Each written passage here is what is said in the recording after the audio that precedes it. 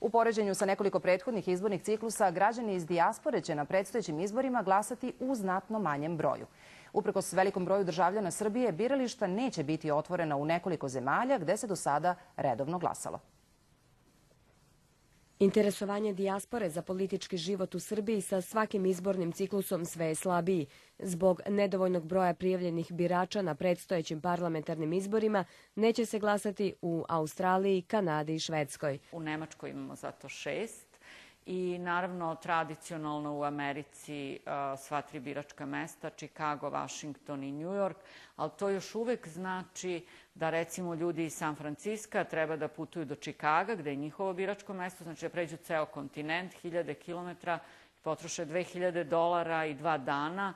To zaista nisu uslovi i to je jedan i od odgovora zašto je to tako. U dijaspori će se glasati na predstojećim izborima u 20 zemalja na 35 mesta, što je manje u odnosu na 2012. i 2008. godinu.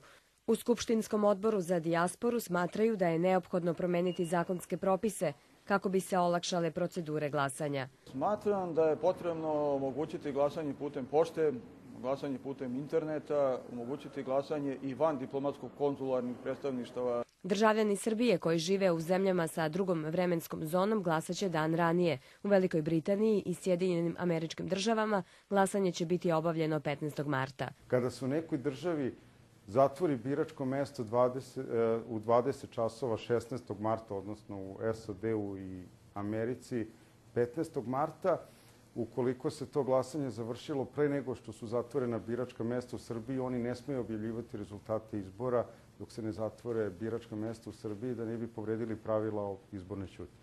Prema nezvaničnim informacijama, na nekim mestima u Kanadi bilo je oko 80 prijavljenih, što nije bilo dovoljno za otvaranje biračkog mesta. Za otvaranje jednog biračkog mesta potrebno je da se prijavi minimum 100 glasača.